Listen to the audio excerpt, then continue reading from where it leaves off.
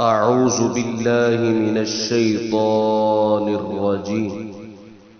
ومن الناس من يتخذ من دون الله أندادا يحبونهم كحب الله والذين آمنوا أشد حبا لله ولو يرى الذين ظلموا إذ يرون العذاب أن القوة لله جميعا وأن الله شديد العذاب إذ تبرأ الذين اتبعوا من الذين اتبعوا وراءوا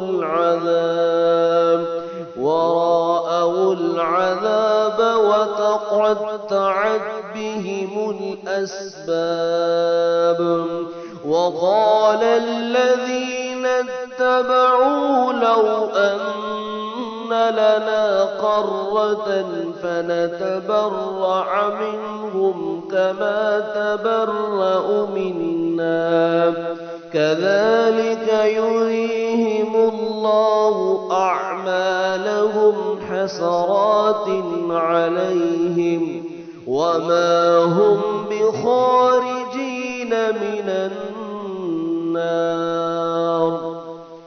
يا أيها الناس كلوا مما في الأرض حلالا طيبا ولا تتبعوا خطوات الشيطان إنه لكم عدو مبين. إنما يأمركم بالسوء والفحشاء وأن تقولوا على الله ما لا تعلمون. وإذا قيل لهم اتبعوا ما أنزل الله قالوا بل نتبع ما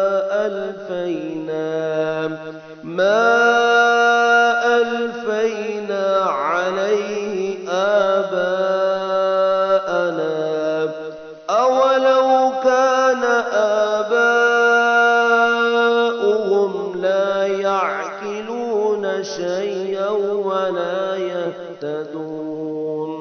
ومثل الذين كفروا كمثل الذي ينعق بما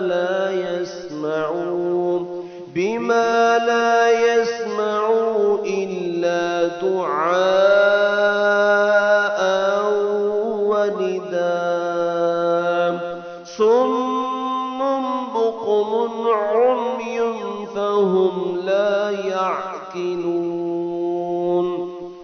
يا أيها الذين آمنوا كلوا من طيبات